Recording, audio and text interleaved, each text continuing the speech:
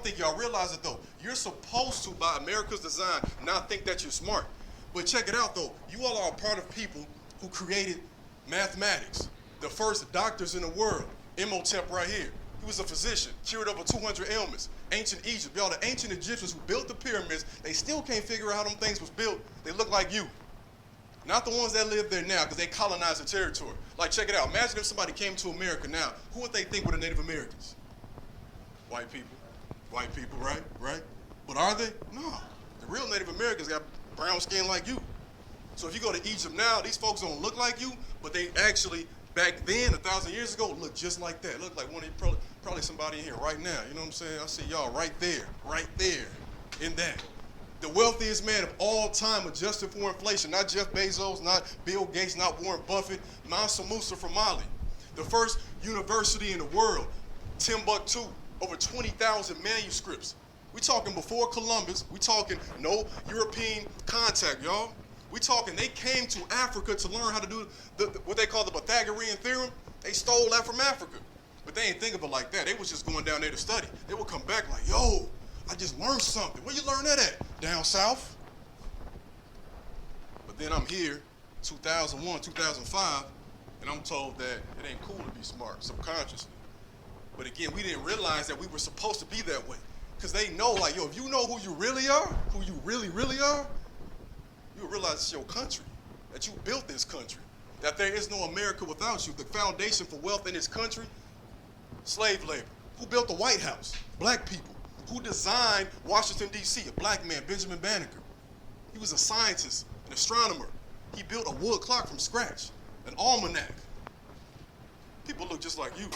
Foundation for everything that's pop culture is black. Like the songs they sang on the plantation. Now those are gospel songs, that's blues, that's rock and roll. I know y'all think that's a white thing, but it started off as black. Hip hop, hopefully we can hold on to that. Jazz music was black. Matter of fact, 100 years ago, they said jazz was the devil's music. Why? Because it was black. It's interesting, right? They flip it, take it, make money off of it. They tell you that's wrong. Then when you say, I don't want to know more, I can bring it over here. They talking about your skin color and they bronze and tan in their skin. They talking about your wide nose and they getting plastic surgery. They talking about your brow lips and they getting Botox injections. They talking about your hips, they putting implants in their butt. We were taught to hate ourselves, y'all, and I didn't realize, because you would think I go to an all-black school. How is it that I hate myself? Because, bro, look, check it out. During slavery, it was illegal for you to learn how to read. It was illegal. You could get killed. So it makes sense why when I went to high school, I wasn't supposed to act like I was smart, because it was a defense mechanism. Your survival was based on acting dumb. Look, y'all, 1850, if you ran away, they would diagnose you with a psychiatric disorder. You like, bro, I'm trying to do it big, come back and help my community. Man, what, you a sellout? Yeah, they brainwashed you. They brainwashed you. I didn't even know. I had no idea. But what happened was, I only got about 5 minutes right now. What happened was I go to U of I. U of I, almost flunk out. Take a class, Black History. I'm like, dang.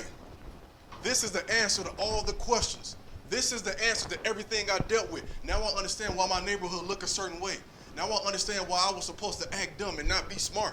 Now I understand why I was stopped and held over for 3 hours when I was 16 years old, right by Hyde Park, hooping with my friends on spring break. It makes sense. Racism ain't my problem, it's their problem.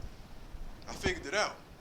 And I found my life's purpose. But then I had to refine it, because when I sat there on that day, y'all, all of this stuff was on my mind, y'all.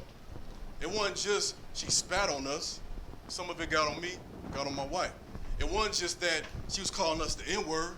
It was Jordan Davis getting killed for playing loud music. People being lynched. Rekia Boyd in Chicago being shot for, quote, being too loud. So I sat there and I did what I was supposed to do. What you think I did? I fought back.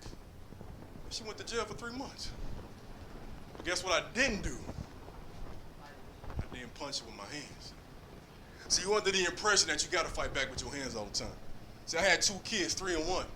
I had a career I love teaching. I had a purpose in my life and I knew it.